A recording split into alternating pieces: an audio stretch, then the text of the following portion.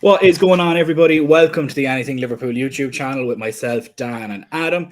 Thank you all so much for joining us on this lovely Friday evening with lots of news that broke today. First of all, being obviously the new Liverpool kit deal, and doesn't it look beautiful? Very happy to see that myself. I love the long sleeves and the stripes back with the Adidas. It gives me Steven Gerrard, Xabi Alonso, Fernando Torres vibes.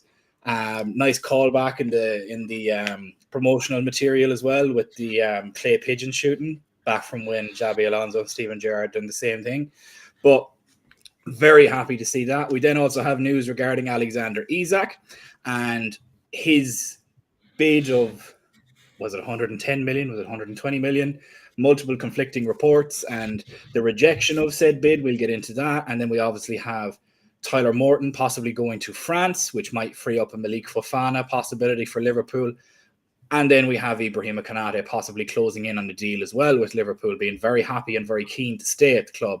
But I'll throw it over to the panel mates. First of all, we'll be joined by Hassan later on as well in about a half an hour. But Adam, first time on the stream with us. Thank you so much for joining us. Thank you for having How are me. you?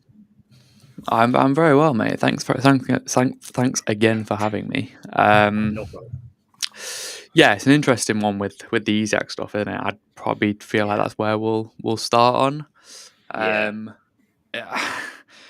I mean, so the latest is right that he's or Liverpool are supposedly not gonna bid again for Isak this summer. Am I Yeah. correct in saying that? So basically, the news at the minute is it broke this morning while everybody was still in work and basically coming to terms with the day that Liverpool had a formal bid rejected of. It was initially reported at under 120 million, which made people believe it was just slightly under it, and then more reports came out that it was 105 million base with another 5 million on top, and then others started reporting that it was 60 million or 80 million upfront and then a further 50 million next year, and there was just so much confusion about the fee itself.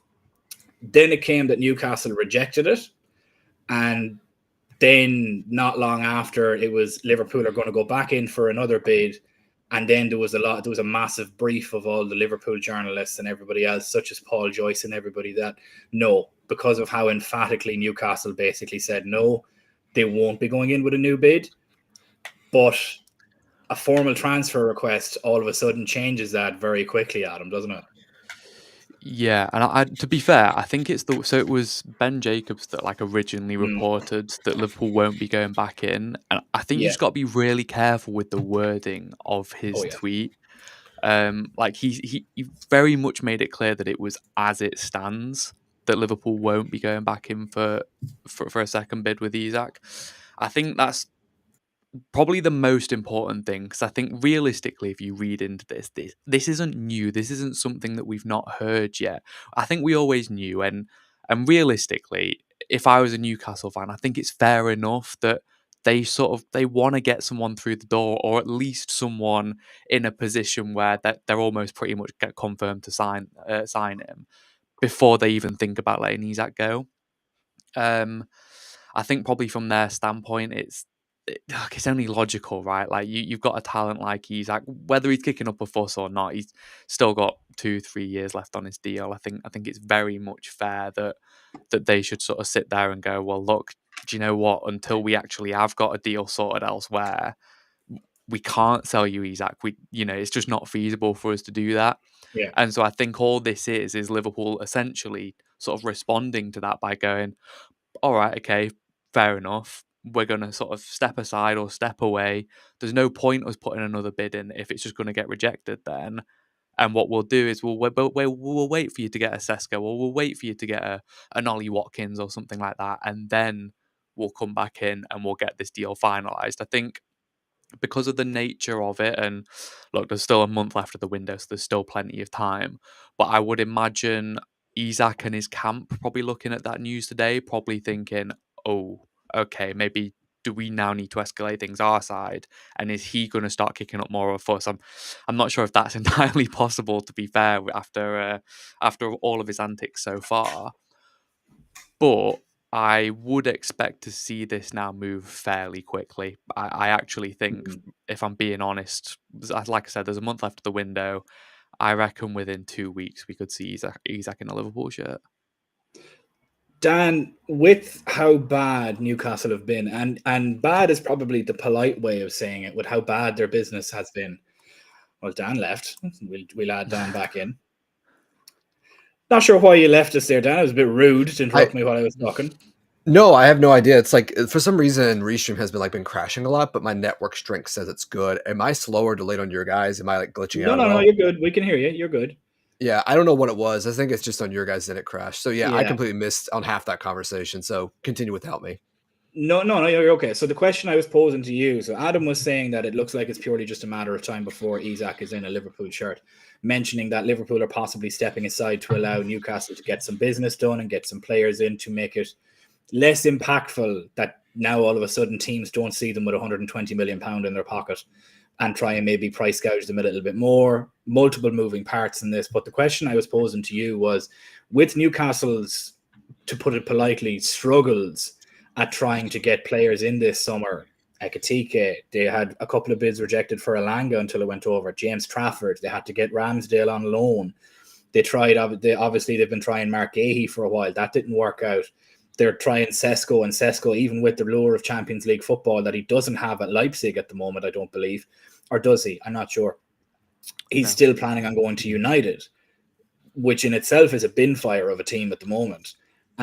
So with there being a month left and Newcastle pivoting to basically any striker will do you see them getting any business over the line? And could this possibly sort of lead to Liverpool maybe revisiting in January or next summer? So here's my thing this whole time with Isak is that I didn't think they would try and sign him because Newcastle have said he's not for sale the whole summer. Whether or not we agree with like how reluctant or true that is, Newcastle have always maintained that. If Newcastle did not have that stance and said he's not for sale, but if you give us this bid, we'll do that, they could have gone and bought Ekitike or Šeško a month ago because they would have had that guarantee of money coming in. But they said, no, we want to play both of them. Again, regardless of how much you think that's true or not, their stance was he is not for sale, and they've made moves based on the idea of we are not selling him this summer. And it seems, at least from what Mel Reddy has said and other journalists, that was news to Isak because it seemed he was given the idea was we will sell you this summer if an offer comes in that we think is reflective of value. I think Newcastle have just backed themselves in the corner because they don't have a sporting director right now. So this is what happens when you don't have a sporting director and Eddie Howe's cousins doing all the deals, is that there's a lot of miscommunication and they've missed out on so many players. They should have gotten Wisa like a month or two ago. Like that would have been a smart side. They should have got Trafford a month or two ago. There was no reason why they should have dragged out on that. But they've moved very slow because it's Eddie Howe being Eddie Howe. And they're like, well, I'm not selling my best player, when it's like the job of sporting directors to say, we're selling Isak, but we're going to buy you 4 players for that. And that's been Newcastle's problem with their approach, is that they've had approaches for Guimaraes, Joe Linton, Gordon. They should have sold Gordon last summer to us. I'm not saying like regardless of what we think about Anthony Gordon, but they could have used Elliot Anderson or Minta this year. They've acted since they got the Saudi money like we are a big club that's not going to sell anybody. And that's fine to have like a public facing approach. But Liverpool sold their best players for like 10 to 15 years. And no one would question the size of Liverpool's status as a brand or as a club. But we did that because we were in a financial economic position in the Premier League that we had to. And no one seems to understand that in Newcastle, that yes, you have all this now, but we can't really access this money now because of XY reasons. So we're going to have to sell one of these assets as we go along. They could have sold Guimaraes to City for like 100 mil, pocketed that and respent it. They could have sold Isak last summer to Arsenal for like 80, 90 mil, pocket the money and respent it. Gordon, they could have sold a player a transfer window in order to build out their squad because they don't have a deep squad. And they did. And this is where they're at. I just don't think Liverpool will go back in for Isak until Newcastle signs a striker, if they sign a striker. But I think they have to sign a striker for them to accept the bid. And 2, one of Chiesa, Tsimikas, or Robbo, whoever is in not a homegrown spot, gets some move away. Like some move is percolating. I think the reason why this bid came in now is that they're testing Newcastle. That's because it was informal, quote unquote. Like it was essentially like, we are going to give you 110. What do you say? And Newcastle was like, no way. And Liverpool are going to say, we're going to walk away from this. And that's fine because Isak is kicking up a fuss and he might kick up a more fuss. I don't think it changes if he puts in a formal transfer request because Coutinho kind of did that and we decided to just sell him on in January. So I think right now it's more likely that Isak puts on a jersey for Newcastle in September than Liverpool at this moment in time. As things stand, but things can change fast, as we all know. To be fair, though, I see it's not three like... different. Sorry, go ahead, Adam. Apologies. Sorry. I was just to jump in real quick. I don't think it's out of the question that Newcastle get a strike. Like you mentioned, Vissa there. Brentford are not unwilling to sell someone like that. I think they put a price tag on him of about 40 million, and Newcastle were trying to lowball at around 22. Like, I'm not being. If Newcastle wanted to go and get a deal like that done, it's there ironic. to be done, and they've got a month to do it.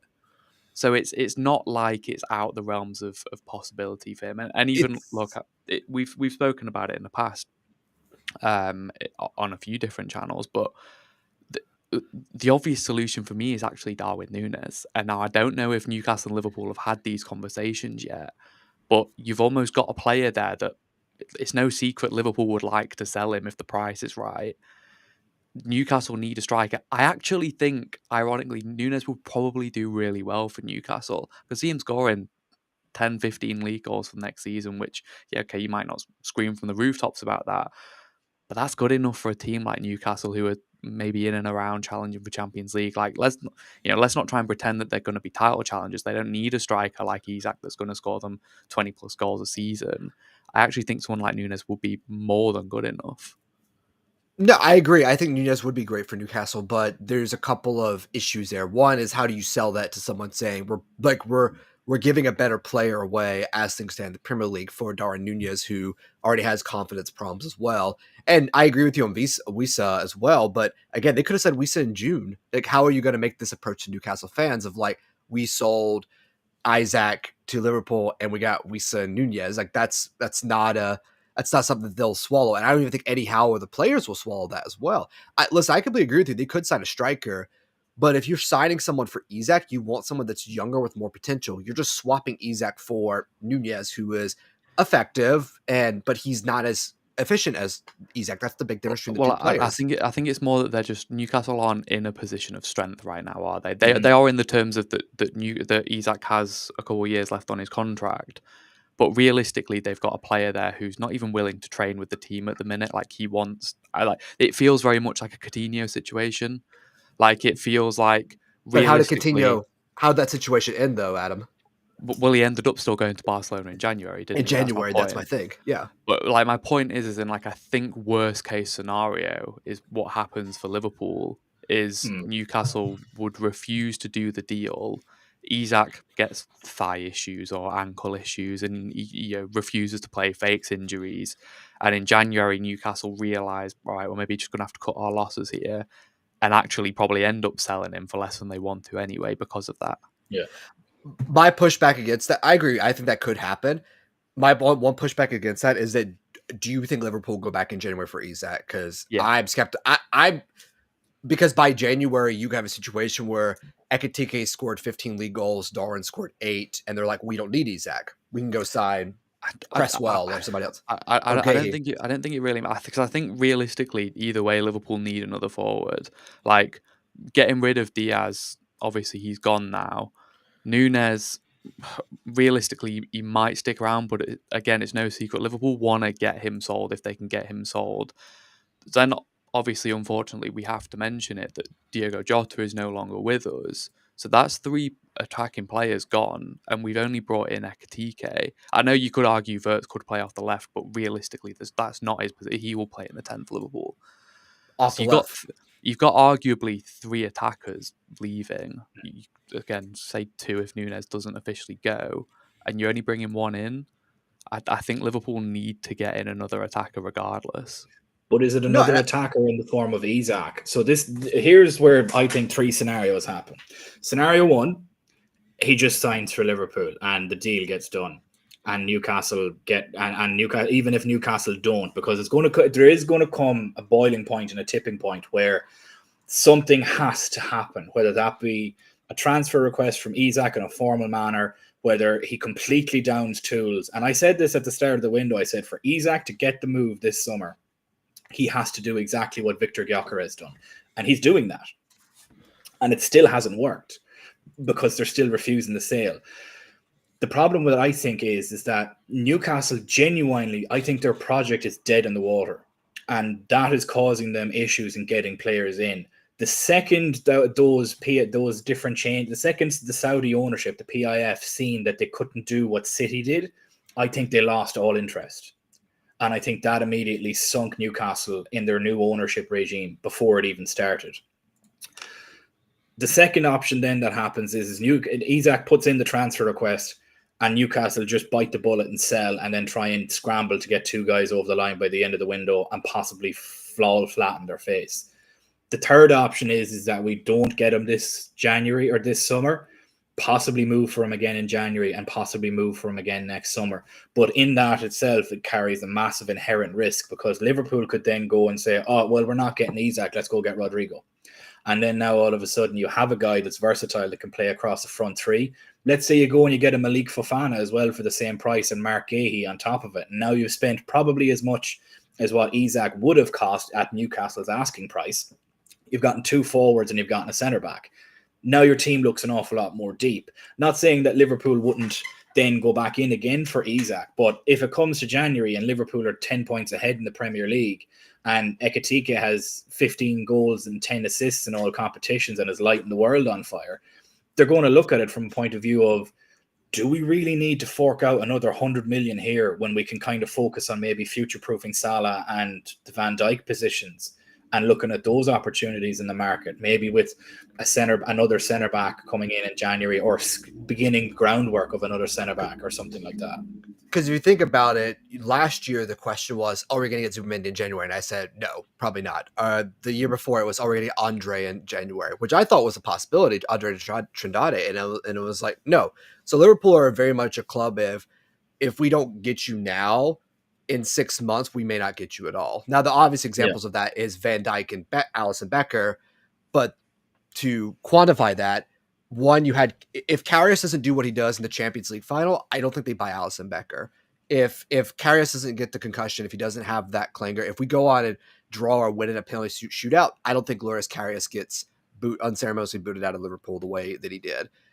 If for some reason we don't sign Van Dijk and then Lovren has this career renaissance or Gomez develops much faster, do we go back in Van Dijk? I have no idea. If you remember at the time we buy both of them, it's like these are the clear positions we could upgrade because we see the deficiencies.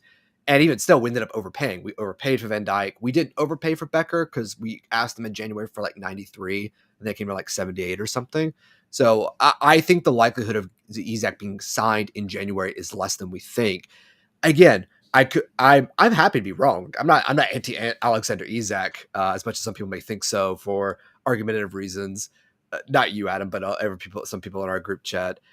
I just see the likelihood of it going less and less per day, and Isak knows that too, and I think that's why he's acting the way he is. Yeah, that's why he's pushing as much as he is. And I said this maybe 2 weeks ago, Dan, and you know that I said this as well in the chat that we have, Adam, is that the longer this goes on, and the longer Newcastle do not get a striker in, be it one or two, be it Wissa, Sesko, or one of them, the longer it goes on and the closer it gets to the end of the transfer window, Liverpool will pivot away.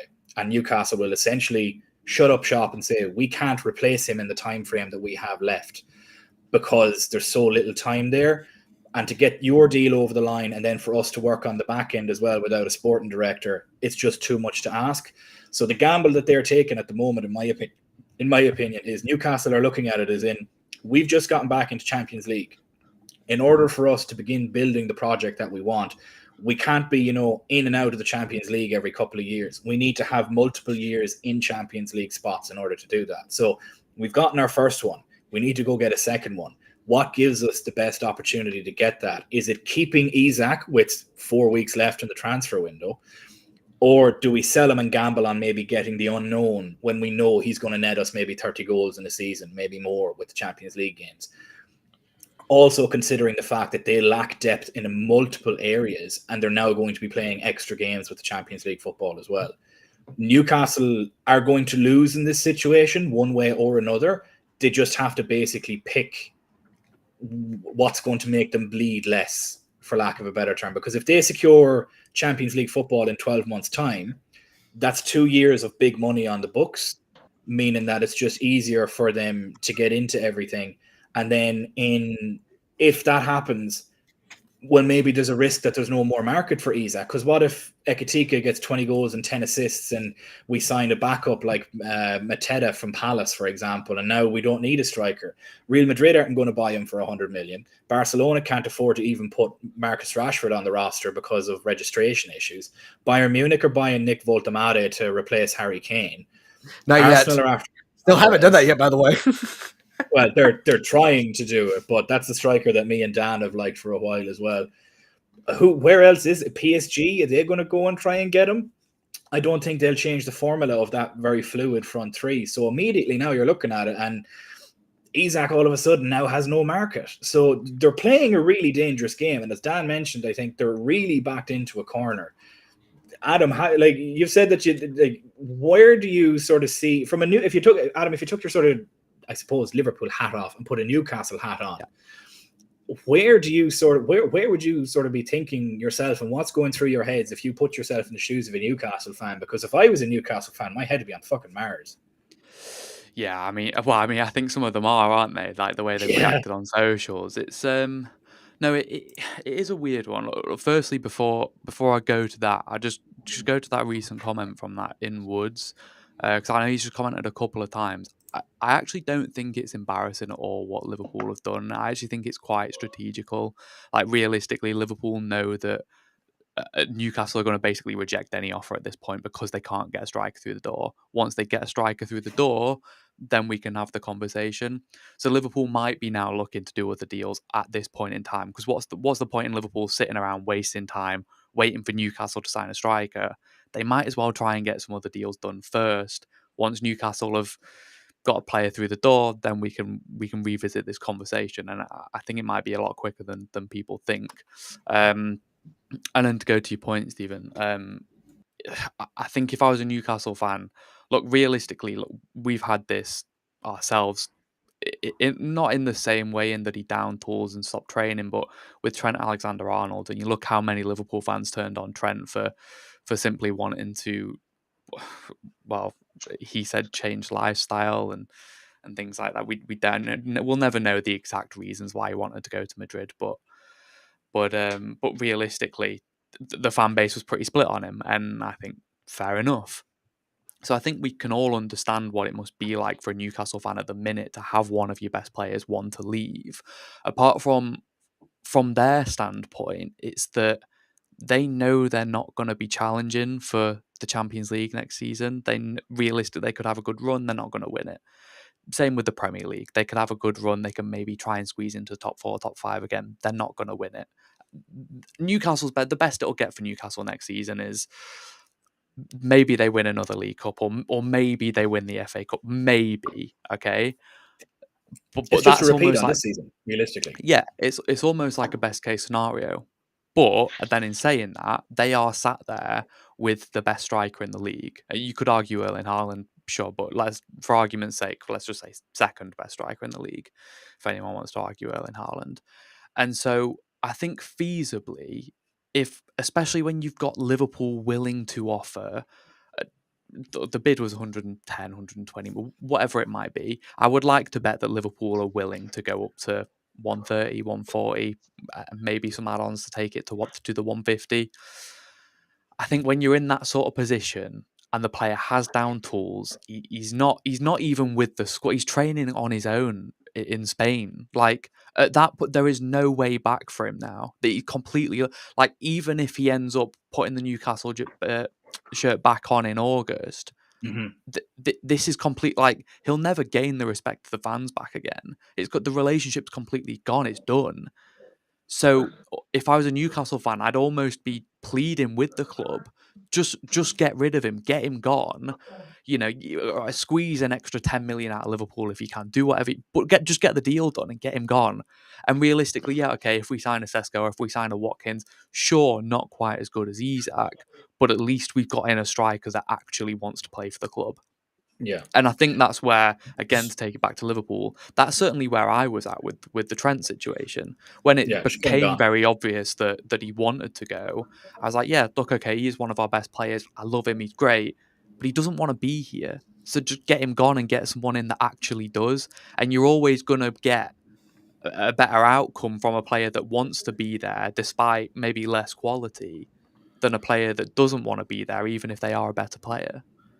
So, and here's the thing: like, I actually I find that question that Inwood's put very insulting, because Liverpool did bid 110 million for him, allegedly.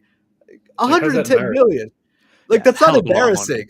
Like that's 10 mil less than what they were kind of questioning.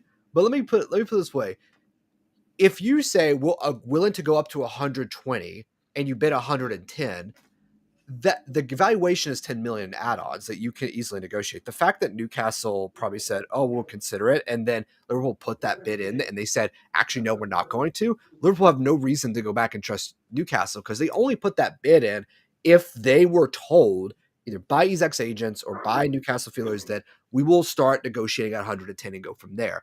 They didn't do that. They said it was swift, whatever that means. It means they got the rejection email.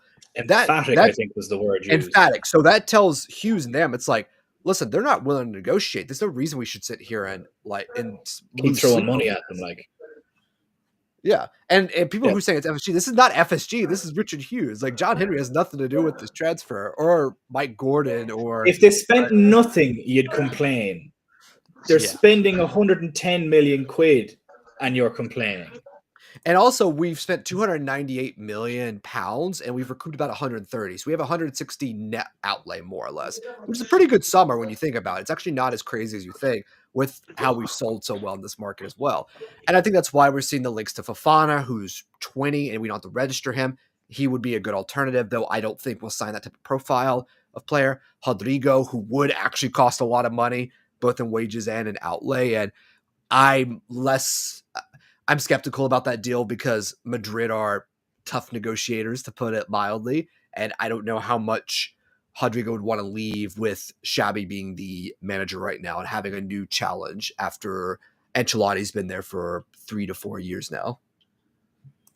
And this I just find funny as well. There goes another 4 windows without purchases. Okay, we've just signed the best 10 in the world. We signed one of the best up-and-coming strikers in the world in Ekitike. We've signed the best attacking right-sided Bundesliga. We've then also signed one of the best left-backs in the Premier League last season. And we've signed one of the best up-and-coming goalkeepers in the world at the moment, who's an absolute monster of a shot stopper. Heaven forbid we spend 400 million in a window and maybe take a year off. Fuck me. That's future proof in the entire squad. Like, all of those players are young players as well. Like, they could all be the Liverpool reason that we players bought for the Van next Dijk. 10 years. Yeah. Like, the reason we spent so much money on Van Dijk is because he's been here nearly a decade and we haven't had to upgrade that position. That's what you do. Yeah. You spend big so you don't then have to upgrade that position for a good 10 years. Florian Wirtz is younger than Harvey Elliott. Like, it's crazy. I don't. He's about Newcastle, aka Newcastle, aka Hostage FC, must free Alexander Isak. I agree. They must. I don't think we need Isak. Like, we have a good enough squad as it is. Like, this is the thing. This is the thing about Liverpool's position, is that they don't need Isak. We won the league last year and could have won the Champions League with Jota and Nunez as our forwards, and they weren't putting out the numbers that you would want a 9 to put out. So we don't need Isak. We'd be pretty unstoppable with him, though, wouldn't we? You can't deny that. Of course we would. If United bought Alan Shearer in the 90s, we like Mancunians would be over here saying 8 times, champions of Europe 8 times, but they didn't. So who gives a fuck? I don't deal in counterfactual history. It's pointless at this point. The way that I look at it is purely just, if you buy Isak, so getting Ekitike, Wirtz, possibly a left winger to replace Diaz, and then you have Frimpong, Marmadashvili, and Kirkes, and maybe a centre back like Gehi. That probably secures you a couple of trophies here. Not a couple of trophies here and there. That massively underplays it. But maybe out of the next 5 Premier Leagues, it probably nets you 2 to 3 if you were to be lucky about it, and maybe a Champions League thrown in there. You get Isak for the next 5 years. Now you've gotten all 5 Premier Leagues and maybe 3 Champions Leagues on top of it, which then builds your foundation for an utter dynasty over the next 5 to 6 years. Beyond that, into the 10-year period, meaning that when Florian Wirtz then becomes fully developed and Isak is out the door, now you have Ekitike at 27 at the peak of his powers. And then you have Florian Wirtz at 27, and then you can bring through the next crop, and that's kind of how you can build it from there. But we're going to move off this now and move on to our next topic, because we could talk all day about Isak. But before we do that, please make sure to like and subscribe if you haven't done so already. We have 7,500 people in here watching across YouTube and Twitter at the moment. If you're currently watching on Twitter or X, go down into the comments below. You'll find a link to the YouTube page. Please jump over there and subscribe. We have loads of videos that have come out lately. There was a big Ben Jacobs video that came out a couple of days ago that goes deep diving into the Alexander Isak situation. So there is that as well. But would love to have everybody over and like and subscribe. But we are going to move on now to the next topic, which is the shirt, the new deal. How glorious it looks and how sad my bank account looks after this morning. But West, we haven't really heard from you so far, just as you joined us a wee bit late and we got into everything. But you've seen the new shirts this morning. You've seen how everything looks. Are you happy with the design? Some people aren't happy with the away jersey. I personally love it. I think the keeper jersey is chef's kiss. Absolutely love it. I love a keeper's jersey. I am a goalkeeper, so I have a bit of a fondness for them. How do you feel about the new shirts, West? Are you happy with them? Are you excited to see now the third kit coming out as well, hopefully around Champions League time? I'm actually happy, you know. Can you guys hear me?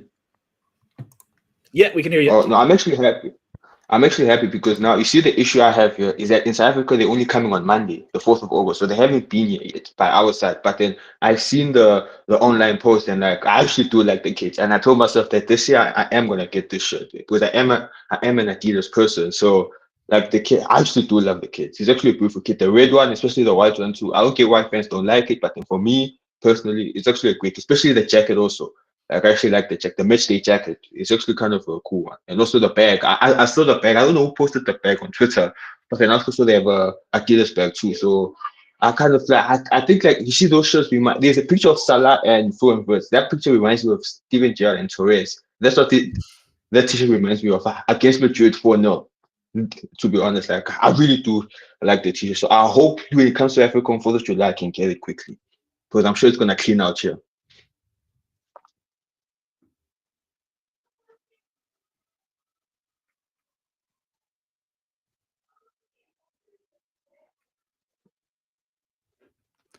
You've gone quiet on us there, Stephen. Can't hear you. Yeah. You're on mute. There we go. Let's fix that, because you know what it was? I have a little button on top of the microphone that switches it off without having to mute myself. So me being the clever clogs, because I was typing and being loud, decided to turn it off and then forget to turn it back on again. But anyways, Adam, the question that I had for you is, what did you make of all the and everybody as well that's watching this, throw your answers on a postcard in the comments and let us know what you think of the new kit. Some people like it, some people don't like it. What's your opinions on it, Adam, and the promotion around it? I personally love the whole clay pigeon thing, homage back to the old days of the old Adidas jerseys. Yeah.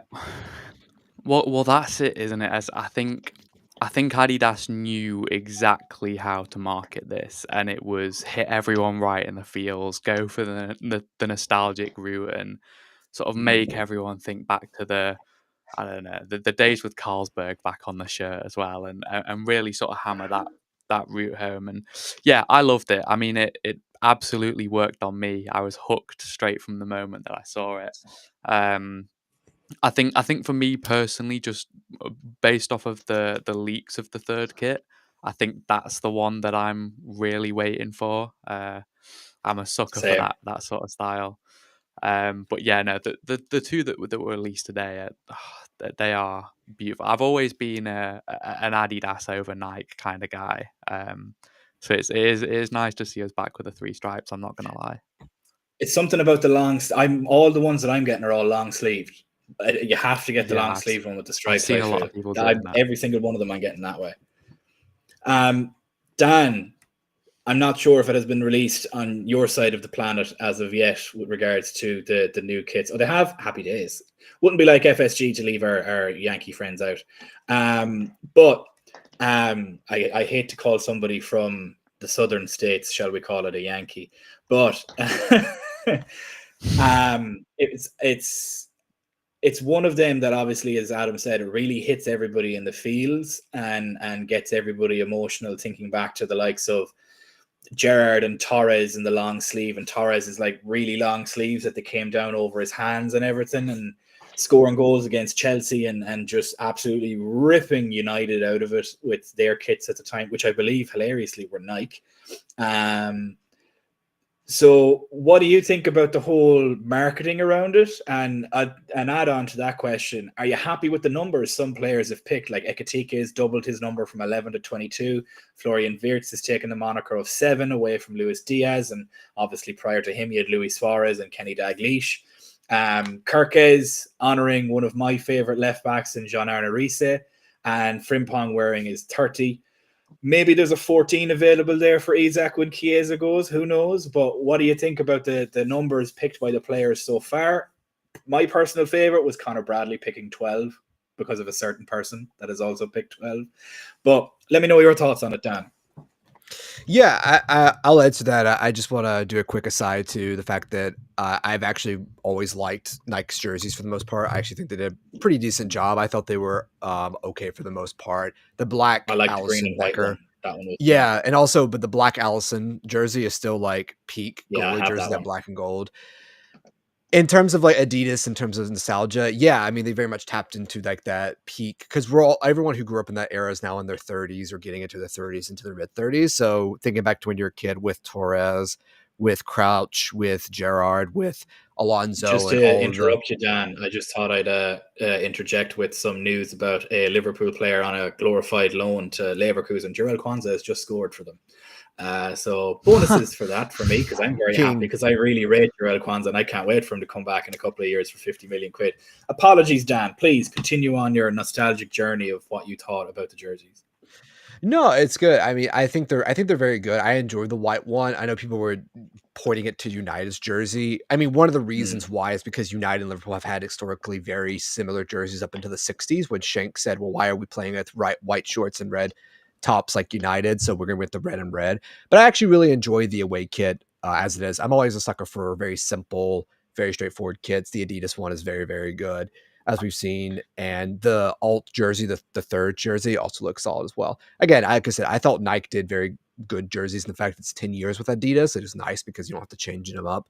I'm not liking the fact they're $100 per jersey. That's without any extra stuff. I remember back in the day it was 60, 65 with New Balance back in the day, and I actually really liked New Balance's jerseys way back when. That was kind of their big market.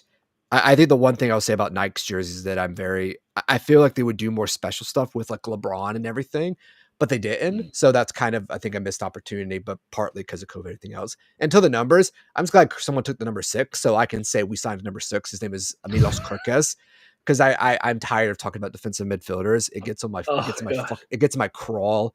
It sticks in my crawl when I have to talk about it because it's the dumbest conversation I've ever had.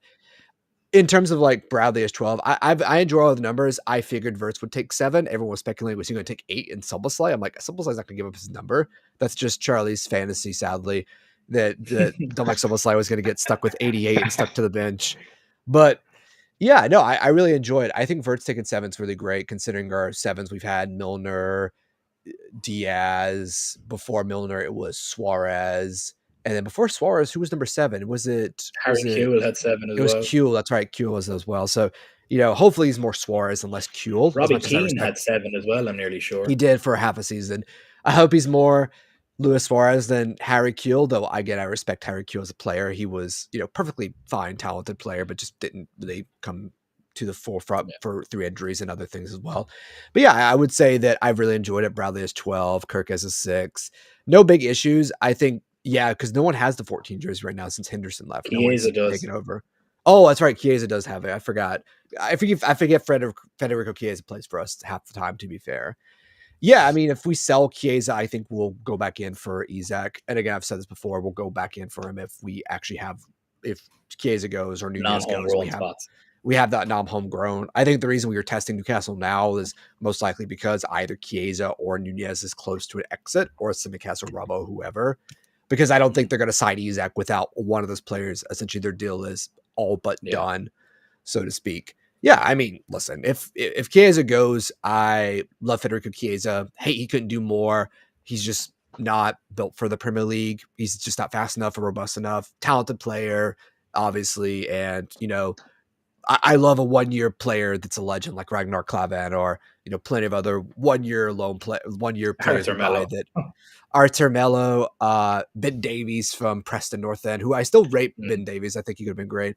Ozan Kabak, not as glorious as we would have liked as well, but yeah, no, I like all the numbers. I like the new jerseys, and yeah, Ibou's contract. We can move on to that if you really want to, because I think that's more interesting news. Yeah, I just to build on to that, just one. I don't know if anyone did see in terms of shirt numbers, but James Milner decided to take the number 20 for Brighton for next season, just in tribute of Jota. I thought that was like a really nice thing for him to do.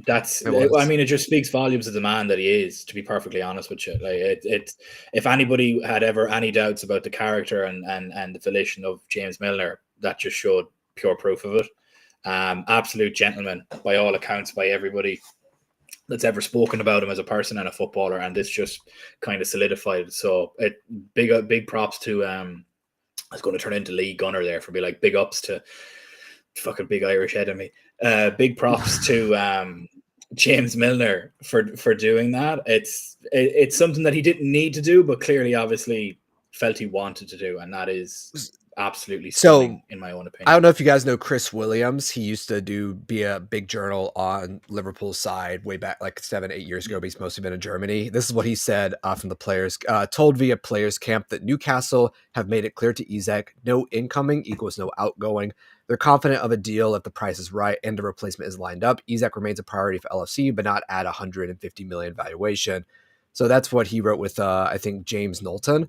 But Chris Williams is he's usually pretty in touch with the Bundesliga side, and he's one of the more underrated journos/ex-journos from the Greater Merseyside area that are no longer in Greater Merseyside.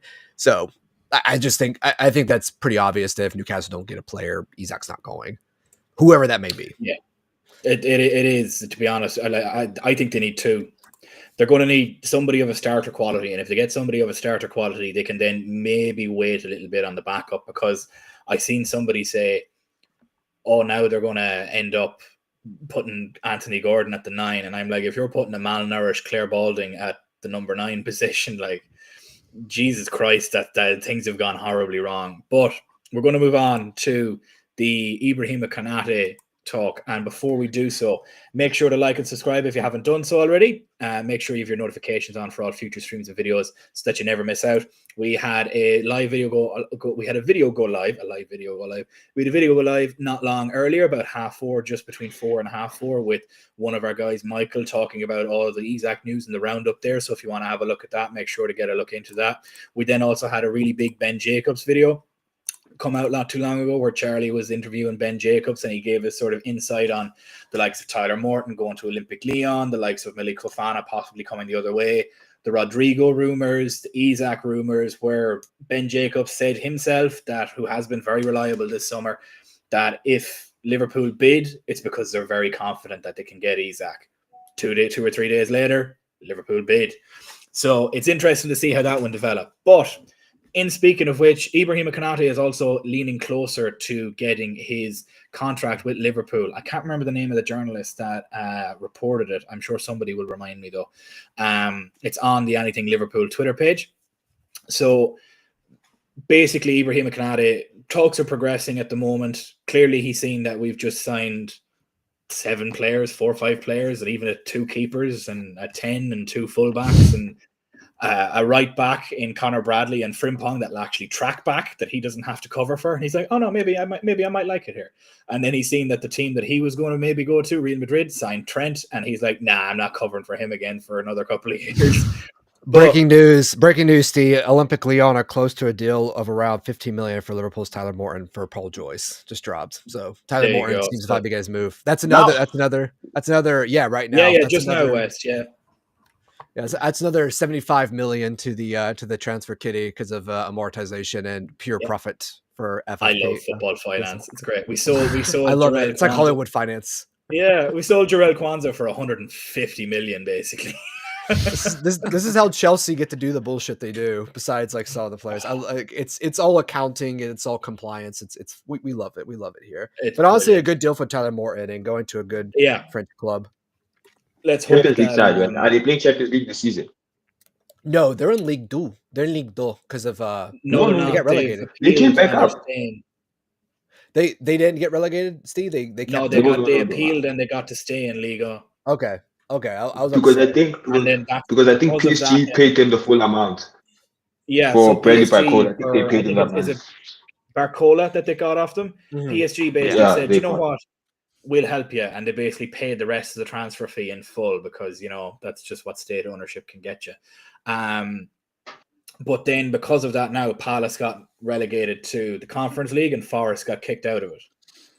So there's a big legal case that's being heard over the next 10 days in the European CAS at the moment, with the 11th being the date where a decision could possibly be made on that, because they kind of need to make it before the start of the season for seeding and everything like that. But for the last 15 minutes, we'll kind of talk about Ibrahima Konaté's contract. For me personally, I think he's seen all the business that we've done and he's like, oh, okay, I could really stake my case here and probably win a good few more trophies and solidify my position in the French national team. Here's an interesting curveball, Adam, that I'm going to throw your way. Charlie, one of the guys that's in the group with us, has the idea that the vice captaincy is a secret at the moment because they're waiting for Ibrahima Konaté to sign his deal and announce him as the vice captain. Personally, I think it's going to be McAllister, but that's Charlie's opinion. Do you think there's any weight to that opinion, or any sort of truths behind that, possibly, if you put your tinfoil hat on? I'll be honest, I don't. I think he's realistically. I love Ibrahima Konaté as much as the next person. I actually think he's wildly underrated, to be completely honest. I think in terms of Premier League centre backs, you've got Van Dijk on his own sort of pedestal. People then talk about Gabriel and Saliba. I think Konaté is right in there with them. I think you could quite easily make that comparison between those three. Konaté's couple of issues. Well, the first one's not an issue. It's just his age. He is still so young.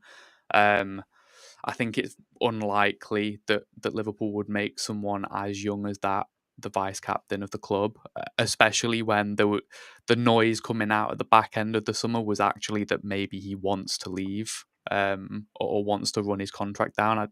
The trust for a vice captaincy, I don't think is there. But secondly, firstly, he's actually not the most vocal, but not the most reliable. We know he gets injured a lot. I don't think since we've had Konaté, he's gone a season or even pretty much a season without getting injured. He's missed 10 games I think he's missed 75 games across between us and Leipzig over the last 5 years. Well, there you go. There's a hell of a lot of games. So yeah, it's one of those. I think realistically, you either need to give the vice captaincy to someone that is going to be super reliable there week in, week out, or somebody that I don't know. My head was going to like an Andy Robertson, who you probably won't play every week, but he's just a little bit like when we had it with Milner. Just somebody that's around the squad, an old head. He's won things. Someone that's just good for the dressing room. Or to be honest, I mean, let's not forget, even someone like a Mo Salah. People forget, just because Mo Salah's the tricky winger that scores loads of goals, people forget how vocal he is, and he is a leader on the pitch himself. I think Liverpool have got actually probably a lot of options for not only vice captain, but for actual captaincy if Van Dijk wasn't there, sort of steering the ship. So I think there would be probably quite a few players before the door got knocked on for Ibrahima Konaté. But what I will say in terms of the contract, look, I mean, if that all gets sorted the way that it's looking like it's closed, right? So if that all does get sorted and he puts pen to paper, look, I'm going to be over the moon. Like I said, I rate him so highly, and he was one where I thought if he did go to Real Madrid, then Liverpool could have some issues. Obviously, as good as Virgil van Dijk is, we're pretty limited at the back anyway. We seem to sort of be going back and forth with this Gahey deal. I don't think anyone really knows what's happening there. It's sort of like 1 minute we want him, the next we don't seem too fussed. So don't really know what's going on there. So yeah, I think it's nothing but positive news really if he does sign, and of course if he then does want to leave at a later date, we've got the years on the new deal to be able to demand a high fee for him. Yeah, that's to be perfect. It's to be perfectly honest. The way that I look at it is, I don't think Mohamed Salah would be vice captain material. Not because he doesn't want it, but I think he likes being part of the leadership group, not the actual leader. Like he's the quiet, not the quiet guy, but he's the lieutenant rather than the general, if that makes sense. Whereas you need to, like, to be honest with you, whatever captain we get after Van Dijk goes will be a massive step down, personally, in my own opinion. Just the way, and I think as well, what an awful lot of the captains and the vice captains have to do. I think Henderson was on about it before, and when James Milner was vice captain, they had to do so much shit off the pitch. It was nuts. Yeah, I mean, the only caveat I will say to that is Mohamed Salah is the Egyptian national captain, so it's not something that he wouldn't be used to. Is all I'm saying. Yeah, no, not at all. He wouldn't be, but I think he's happy to sort of lead with others rather than be the leader in the Liverpool setup, and I think that comes across as a slight against him when it's not at all. It's just the way that he operates, I think, because if you look at him walking around the pitch with Nunes when they were in Japan and Hong Kong, like, he very much is sort of that quiet guy in the background that bigs up guys that need it, and that's invaluable. Wes, with Konaté having his deal possibly close and maybe sort of signed within the next couple of weeks, we'd hope, would you like to see him as the vice captain, since Slot has said he's picked the vice captain? Or do you see it being somebody else? Maybe a McAllister. Do you see it being Andy Robertson, even though he may not feature? Maybe it's Alisson Becker. Or is it somebody else in the team that may get the nod instead? I actually agree with Adam, but then I don't feel comfortable giving Konaté a vice captain if he hasn't signed a contract. Because now, when we give someone a vice captain, it's like after Van Dijk goes, you'll be the captain now. And like for me, until Konaté signs a contract, I would give it to him. But then also, like, his injury record, like as you said, like he hasn't lasted the full season, like played one full season. He's always injured. Like last year, he was injured in December. He came back in January. So now I look at where, like, maybe they could give it to a McAllister, or maybe, like, I think Endo is also a shout, to be honest. Endo, a young Endo from the bench, like a James Milner, like you said, like a James Milner vibe. Maybe they could give it to Endo, or maybe, Endo or Salah. Salah is my only guy, the key guys, but Konaté I'm not too confident too, because like he's too injury prone. So yeah. What do you think, Dan? Vice captain? Is it going to be Ibou? Is there any truck to Charlie's argument that Slot is, keeping it behind closed doors because they want to announce it as, here's your new vice captain, and throw him out in the announcement then? Or what way do you think? Yeah, I think it's possible. When did we announce Trent as vice captain 2 years ago? Was it around this time, like before our new it was I think it was just before the season, Yeah, so I think it's definitely possible that he has chosen Ibou as a vice captain going forward. I could also see a shout for McAllister or Szoboszlai, someone that has put in the work on the ground as well. I don't think it'll be Andy Robertson just because of his age and the fact that I think he only has like a year or two on his contract, and I don't think they're going to keep him around. And I think whoever is the vice captain is someone who is expected to stay long term and take over for Verge. Because when we had Milner as the vice captain, he was essentially the deputy to Hendo, because Hendo was 24 or 25 when he was made captain, which was the right choice at the time. And I'll defend those choices and Henderson's career for the most part, that he essentially worked as a deputy. So your vice captain either has to be the big man that backs up the captain, or is the pace setter, like how Milner was and then Lallana was, or is the next up and coming. And I think there is a good shout that it could be Ibou Konaté, because I think they all really rate him and like him as a personality. People saying he's too immature. I don't think he's that immature at all. I actually think Ibou is a pretty good professional. I would actually go further than Adam. I would say he's actually better than Gabriel or Saliba for the most part. The only thing I think Saliba beats him at is his carrying and his passing, and that's mostly because Ibou really hasn't been coached to do that as much. That's the one thing he really lacks. But I think Konaté is easily the second best center back in the Premier League at this point. There's a reason why Madrid want him, is essentially my point. There's a reason why Madrid go after players. It's because they're good.